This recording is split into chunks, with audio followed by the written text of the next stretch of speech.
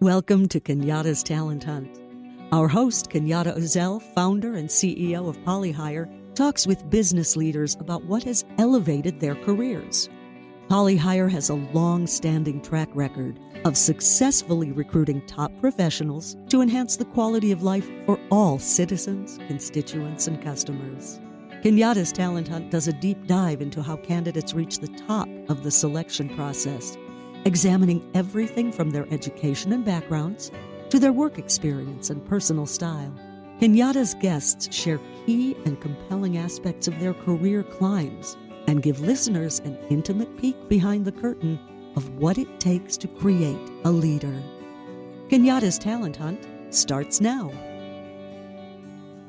Hello, everyone. I'm sitting here today with General Retired William Kip Ward, who many of you know from his time as head of AFRICOM. Particularly special now, given all the challenges that are happening around the world. But what you don't know, and while I'm really excited to be sitting here, is that this happens to be my father-in-law, who I will refer to as Kip. Kip has a lot to share, and I can unlock a lot of things that you might not know about how he came to a lifetime of service and how he lives his value system every single day. Hope you will find this conversation incredibly useful as you seek new opportunities for yourself and to build your organizations. After 2 decades of serving as the leader of Polyhire, an executive search firm placing and training those who choose to serve, today marks the start of what I hope are many compelling conversations about leadership, service, recruitment, and retention for people that dedicated their lives to serving. Kip Ward was the first commander of U.S. AFRICOM. As the inaugural commander of the United States Africa Command, Kip successfully established the nation's newest and uniquely positioned interagency combat command responsible for all U.S. defense and security activities on the African continent and its island nations, with staff representatives from state, commerce, treasury, homeland security, and other U.S. cabinet departments and agencies. Before commanding AFRICOM, General Ward was the deputy commander of the United States European Command, Germany. While serving as deputy commanding general and chief of staff, U.S. Army Europe and 7th Army in 2005, General Ward was selected by the U.S. Secretary of State to serve as the United States Security Coordinator, Israel-Palestinian Authority in Jerusalem and Tel Aviv.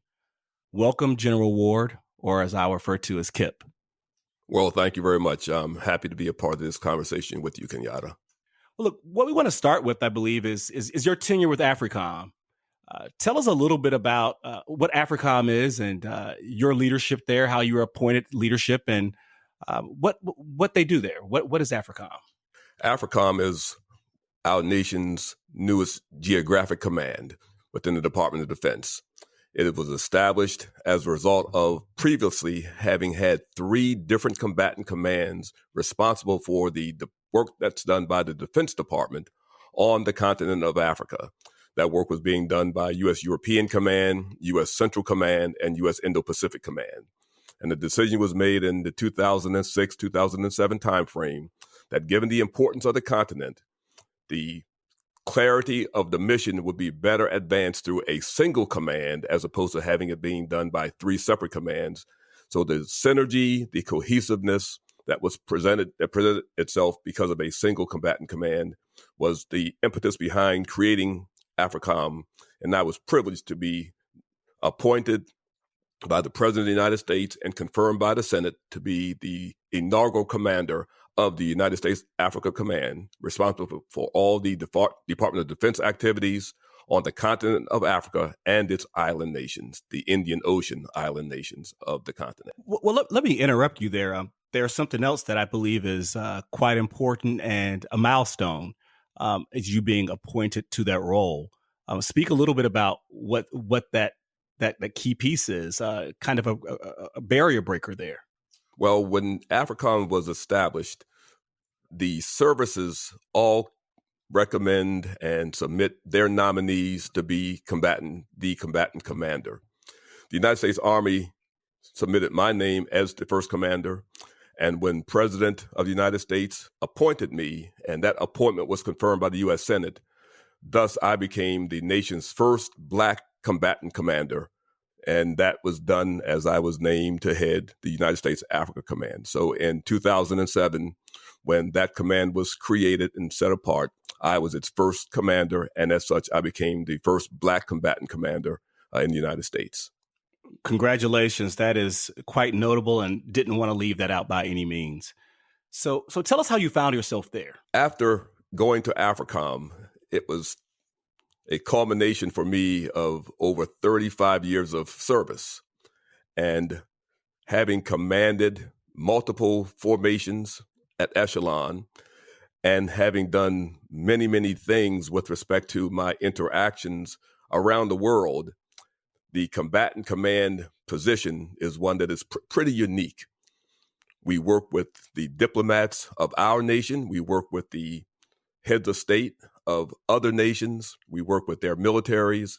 And the experiences that I had amassed over 3 decades of service were the types of things that were important for how I then found myself in that position to be someone with the background, the experiences that made my appointment and confirmation something that was looked upon as the best thing to do. Well, speaking of that background and all that you've done, one would be led to believe that maybe you are a graduate of an academy. But how did a boy from Baltimore, Maryland, end up leading AFRICOM? It's a long road, and if someone had asked me at that point in time that what eventually happened would have happened, I would have looked at them as if they had horns coming out of their head, because you don't envision in 1967, when I graduated from high school, that over 40 years later, I would be commanding a combatant command. In 1967, we were in the middle of Vietnam. There was a draft going on. And having graduated from high school, my parents decided that, hey, you're going to go to college. I was from Baltimore. And although there were options, the period that we were in, going to Morgan State, then college in Baltimore was an option that made most sense to me and those who were influences for me. It's no shame in me in saying that I didn't get a lot of support from counselors at the high school I graduated from the standpoint of offering possibilities, offering alternatives. In fact, didn't receive very much from any counselor with respect to going to higher education, but it was my family, my parents, my aunt who had been a Morgan graduate, my mother's younger sister that said, well, Morgan is the school. And so we find ourselves going to college in the middle of Vietnam, middle of a draft. And in order not to be drafted, we had to be in a program that gave us an exemption. And at Morgan State, as with many other state universities, things like Texas A&M, other state schools, during those years, ROTC was mandatory for male students. Now, the mandatory period was for 2 years. 2 years of service, and then you could go on with your education. But if you decided not to enroll in ROTC for the 3rd and 4th year, you could be drafted. So in 1969, when my first 2 years, my father, who had been a World War II veteran, said, well, if you're going to go into the Army or go into service, Vietnam draft is going on, go as an officer. So I stayed in ROTC for those final 2 years. I received an ROTC scholarship. And when I graduated from Morgan in 1971, I was a distinguished military graduate as well as a political science major. And I was commissioned in the regular Army of the United States as an infantryman on the 6th of June, 1961, a pretty special date, the 6th of June. As you know, 6th June is also D-Day. And so that is how my career began and why I stayed in the military, because of not just the situation of the day, but things that were going on and the desire and also the drive and the push by those who knew me and loved me say, well, if you're going to go into the Army, go as an officer. And my dad, having been a non-commissioned officer in World War II, his vision for who I could be was something beyond what I saw for myself at the time. Well, that's what I wanted to pivot to. I wanted to talk a little bit more about that influence, your parents, your father in particular, and that his influence on you and enlisting in public service, or not enlisting, but going into public service. Talk a little bit about your upbringing. Well, one of the things about my dad and my mom, was that I saw them treat people with respect, and especially my dad. He was someone who I would go be with him as he was doing his regular job, but all the other things that he would always do for other people. He was, as I said, a World War II veteran out of the Second World War. And using the GI Bill, he was able to amass a few skills. He didn't take advantage of all the opportunities that were available to him. And many of the opportunities weren't even told to him during those years, but he did take advantage of some of them.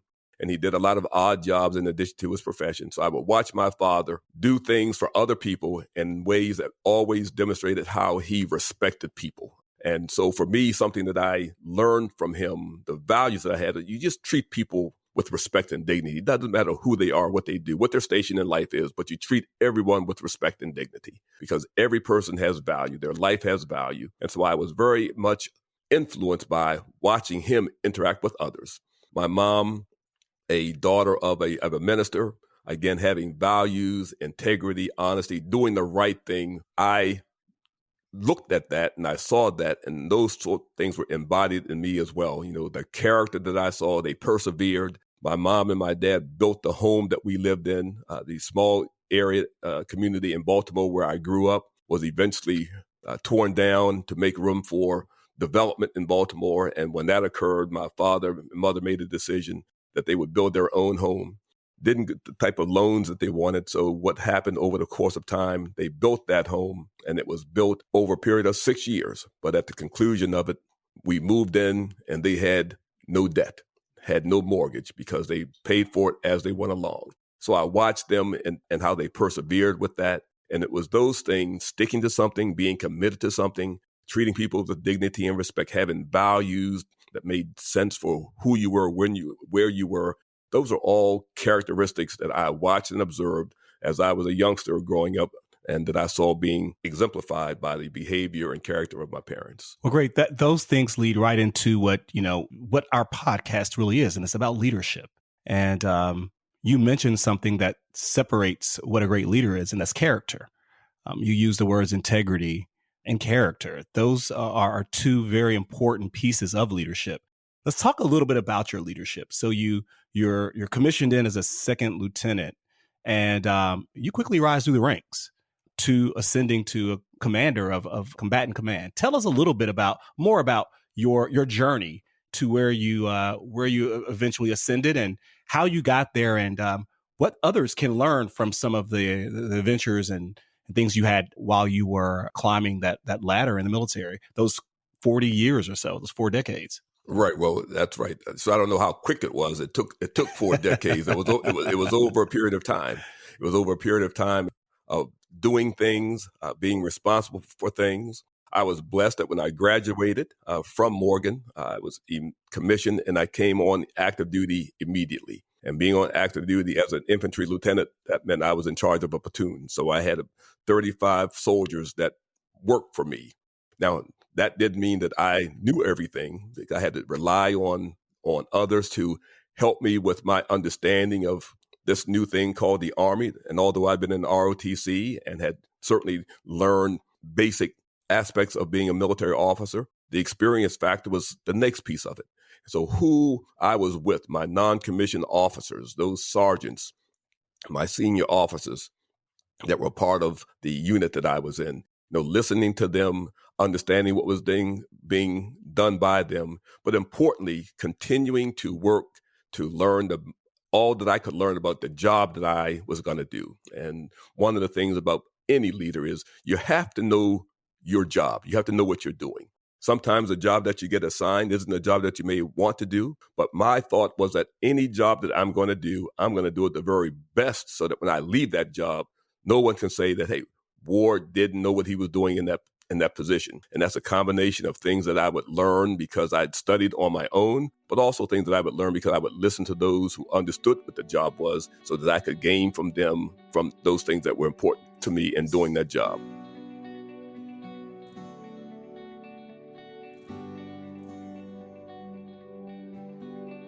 You are listening to Kenyatta's Talent Hunt, where business leaders share their experiences and lessons learned in their personal and professional journeys. Now back to Kenyatta's Talent Hunt.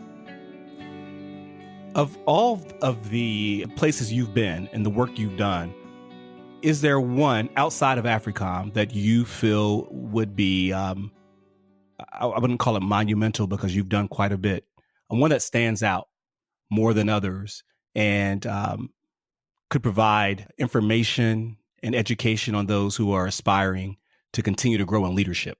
The most complex, most monumental. What would you, if you had to identify one or two? Yeah, well, the good news is you take every assignment you have and you build upon it. You don't know going into an assignment the totality of all that it is unless you've done something over and over and over again. But in those cases, you can become a bit narrow in what you do. For me, I had the privilege of leading and commanding at echelon, meaning at every level in the Army. As a platoon leader, as a company commander, I've had in my company 160 people that were under my command. As a battalion commander, almost 700 people in my command. As a brigade commander, almost 3,000 people in my command. As a division commander, 20,000 people in my command. And the beauty of command is that you could face all the complexities of leading people, of understanding who your people are, of developing staffs, because as you get in larger and larger organizations, you can't do it all yourself. You have to rely on others to support the mission that's at hand in order to have it accomplished in a way that makes sense. And for me, how we did that and how you look at the mission, the people that you have, how you take advantage of their talents so that as a leader, you can then ensure that the job that's being done by every member of your command, you have personally looked at those individuals or those who are subordinate leaders have been given the type of direction, the vision, the intent of you as the commander, such that the mission is being executed in a way that's satisfactory and really being executed with excellence to the very best you can. For me, my command positions were always the ones that I enjoyed the most because I'm with people. But these other staff positions were also very critically important because in those staff positions, you learned procedures, processes, the things that you need to do to make things happen, how things are enabled such that the mission can be done because you can't do it all yourself. Any leader that thinks he or she can do it all by himself or herself, that is absolutely, you rely on a team, and building teams is so critically important in getting a job done. Teams that are staffed by competent people who, one, understand what your intent is as a leader, what your vision is, and how they fit into making that happen. And one of my driving philosophies was that as a teammate, you're doing what you do not because you're elevating yourself, but you're doing what you do because you're elevating others. And if every member of the team is working to elevate their teammate, then the whole team is being lifted. And so it's not that you're in competition with your teammate, you're supporting your teammate. And as a leader, how you inculcate that attitude is so critically important in getting the job done, and especially in a sustained way.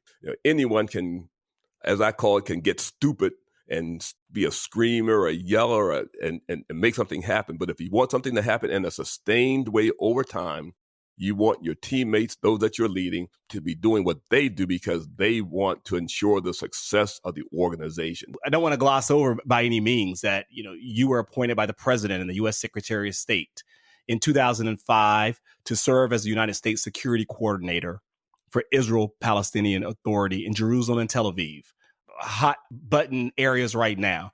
What key pieces do leaders like you look at in identifying those who help you lead and fulfill the mission?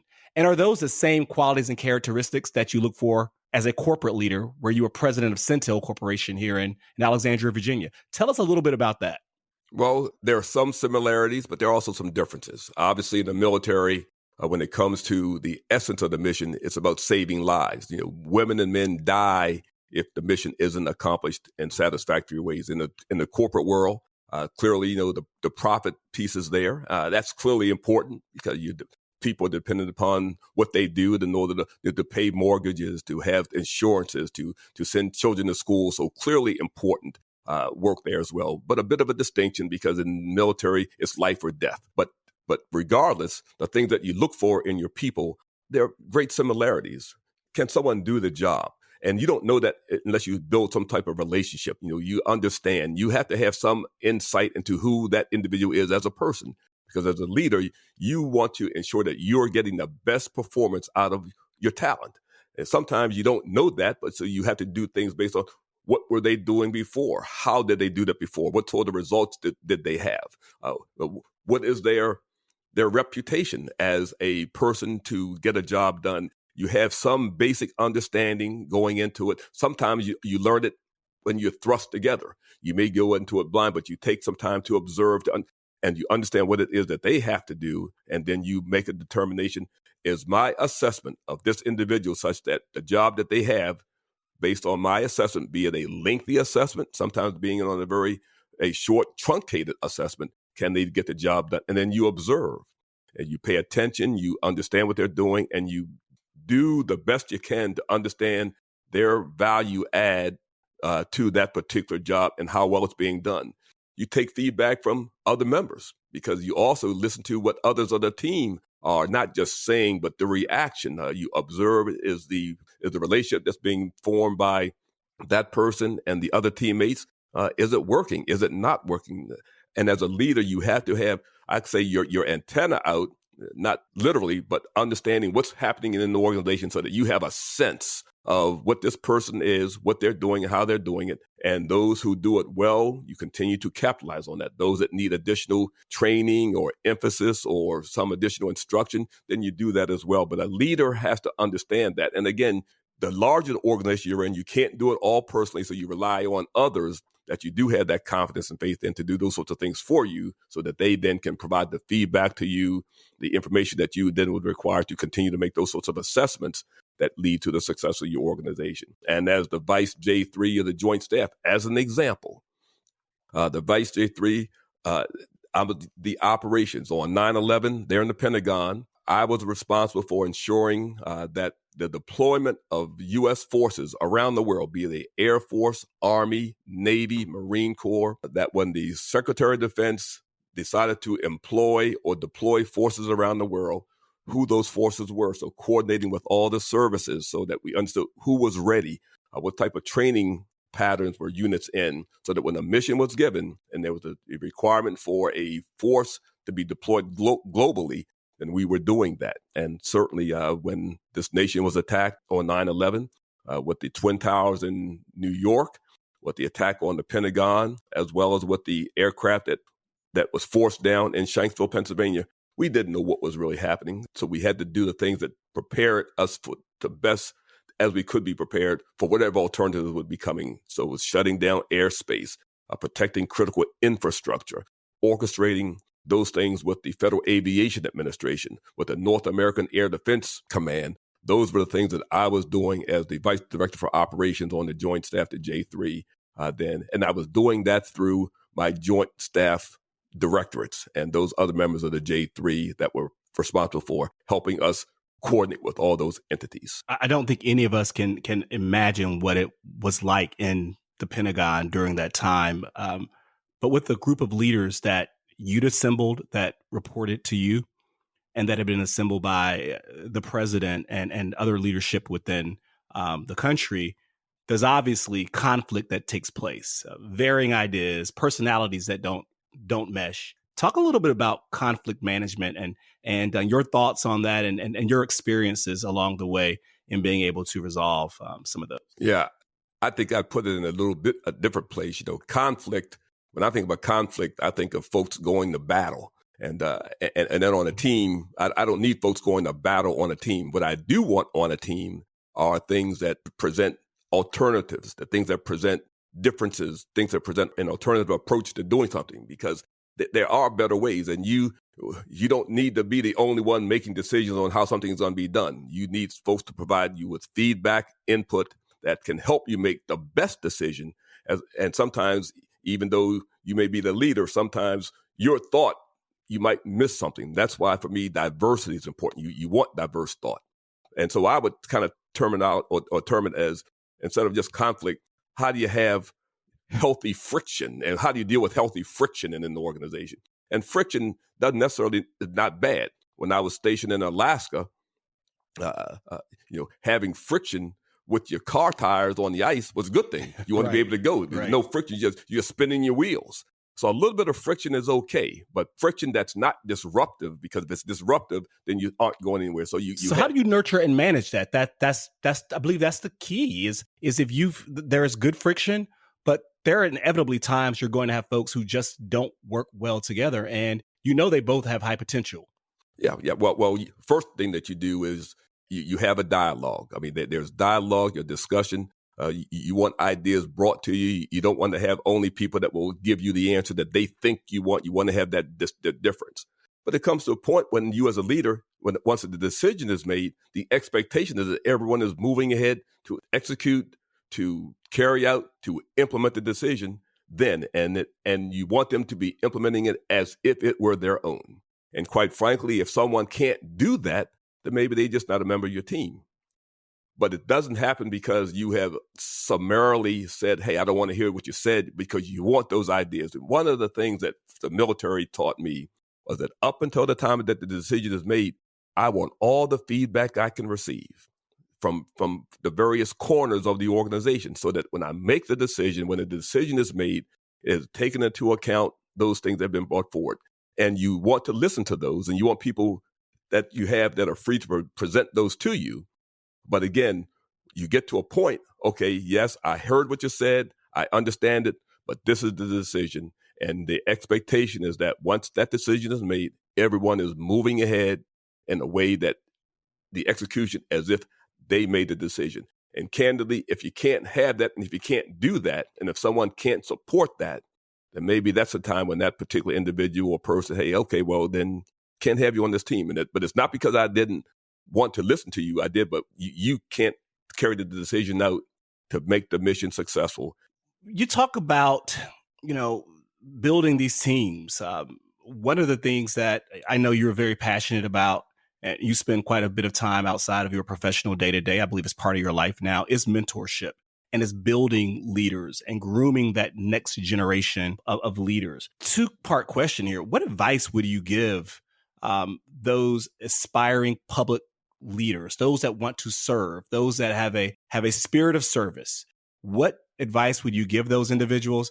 And talk a little bit about mentorship and where that plays into all of that, and growing and developing those that aspire to be, the chief, the most senior leader, or senior leadership. One of the first things for me that's whoever you're with has to know is that they care about you, that you matter to them. And when it comes to mentoring, it's a relationship, candidly, that's give and take relationship. The mentoring can go both ways, because as a mentor, you have experienced things that the mentee has not. And so therefore, providing your example, your experiences, provides the person being mentored something that they can use, put in their kit bag, so that if that experience comes in front of them, they have some perspective of how they might deal with it. They have some perspective of what might be coming down the road, if you will, based on what they're doing, so that when something happens, it's not going to be the first time and they don't know what to do with it. This includes the positive as well as the negative things, because not all things will happen in an organization that are rosy. And so when these negative things happen, as they invariably will, how do you deal with that? Do you go off the rail and dig the hole deeper, or do you respond to it in a way, okay, this has happened, but if I react or respond in a certain way, I have an ability to recover and respond from this. And so as a mentor, you provide the person that you're mentoring with these sorts of examples. And one of the big things is the person that you're mentoring, are they receiving it? Right. I mean, does it matter to them? So those who express a desire to understand from you is one of the key things in determining who that you're mentoring. But another key thing is to sometimes seeing something in a person beyond what they may see in themselves. And the responsibility that you have as someone who cares about them, to, in spite of themselves, I'm going to do my best to provide you with the sort of data points, the information, the experiences that will enable you to be more successful than who you even think that you might be at this point in time. Because in 5 years, 10 years, you'll say, yeah, what Ward said to me, I didn't get then, but I get now, and I'm sure glad that he didn't or she didn't give up on me. And so as a mentor, you see this beyond the person that you're talking to. And there are also times when the person that's doing the mentoring will see something from someone that they are mentoring that say, wow, what that young woman or young man just said makes all kinds of difference to me. And they even take it and it's becomes a growth thing for them as well, because we're none of us is ever too old to continue to learn. Learning is a daily experience. I use a saying: every day you work to improve the foxhole. You work to make what you are where you are better. And when you stop growing and you stop learning, then you probably stop being as effective as you could be. And so this notion of mentoring works both ways. And a mentor provides the best that he or she can provide to cause the person being mentored, and it has nothing to do with chronological age. It does have something to do with experience. What have you experienced that the person that you're mentoring has not experienced? And you convey that to the person in hopes that it will cause their journey to be not just smoother, but at least successful, because that's what you want. Because all journeys aren't smooth, but they can all be successful as long as you react to them and move forward with them in the ways that helps to ensure that success. Absolutely. And one of the important pieces that I ask of each of the individuals that we assess as we assess talent at Polyhire to assist our clients in identifying strong leaders is, who is your mentor? Tell me a little bit about those you mentor. You can tell a lot about an individual and their aptitude in leadership if they are receptive and if they are active participants in making certain that they are continuing to keep the pipeline full of our public servants. I think of the number of city administrators and police chiefs and county executives and county administrators around the country that we've placed through Polyhire, and I can easily name a number of them who can speak volumes about those that they look to as mentors and how they are now leading some of the larger jurisdictions and some of the smaller jurisdictions around the country. So that's very important. And again, I know your work. We continue to watch your work in mentorship and the young folks that you work with in your community where you live, as well as in Washington, D.C. I know there's a school there too that you do quite a bit of mentorship. So very important and as a leader to give back. And that is a key characteristic of leadership. Talk a little bit about, or leave us with something that our aspiring leaders should take to heart. Well, in today's environment, there are a couple of things that I think are critically important in leaders. I was at an event in Dover, Delaware earlier this fall, and I was with a group of political appointees as well as some elected officials. And we were talking about this very topic, leadership. And what is the common thing that's so critically important in leadership? Now, as a young Army officer, I took an oath of office. And that oath caused me to pledge my loyalty to an ideal, not an individual, not a person, not a party, but to an ideal, and an ideal that was spelled out in our Constitution. Most officials who are in the public sphere take an oath of office. Mayors, governors, other public officials, be it the state, municipal, they take an oath of office. Every promotion that I received, I would repeat that oath when I was voted to lieutenant, first lieutenant, to major, to lieutenant colonel, to colonel. And every promotion as a general, 1, 2, 3, and 4 star, that oath was repeated. So you take an oath, and that oath is to an ideal. And so for me, when you look at what goes on in any organization, and especially the work that's done by Polyhire and others that are public-facing organizations, that oath that you take says that I am doing what I do, and certainly I want to be able to feed my family and clothe my family and send my children to school and have a decent place to live. But you are serving others. You're serving others. There is an old Stivers print that I kept many Stivers prints. And there's one, Don Stivers, the artist, that's one that has a buffalo soldier standing by his mount, his horse. And it says, proud to serve. And that for me was my approach. I was proud to serve, and I would go into an organization. And even as a leader, I would tell my team, I'm not here for you to serve me. I'm here to serve you, to do my best to ensure that as you do what you do, all that I can do to cause you to be successful and effective in your job, that's what I'm doing. And so when it comes to the work that's done in the public sphere or even in the private sphere, What is the mentality? What is the attitude? What is the character that says, what I do to achieve the best result for me is totally wrapped up in what I'm doing to serve you to the very best of my ability. And we have different levels, if you will, different responsibilities, but in each case, that service is being provided. Are you doing it for the good of the organization? So that for the good of your teammates, so that whatever you do, you're impacting them in a positive way.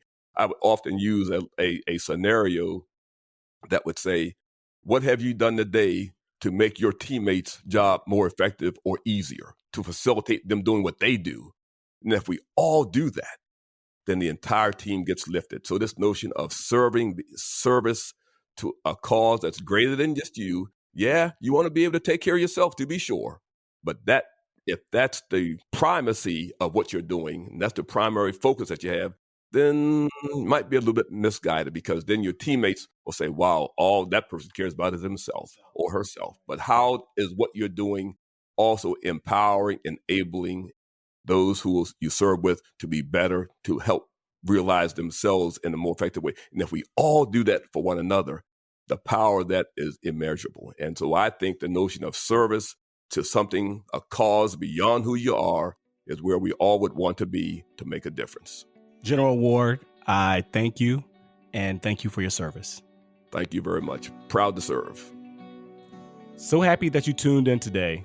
Over the coming weeks and months ahead, my colleagues and I hope to bring you a wide range of guests and perspectives on recruiting, interviewing, hiring, retention, the challenges and opportunities in leadership from a wide range of guests who've dedicated their lives to service. Beyond the professional, we hope to shine a light on going from special candidate to visionary leader. Please tune in again. You've been listening to Kenyatta's Talent Hunt with our host, Kenyatta Uzzell, founder and CEO of Polyhire. We'll see you next time on Kenyatta's Talent Hunt.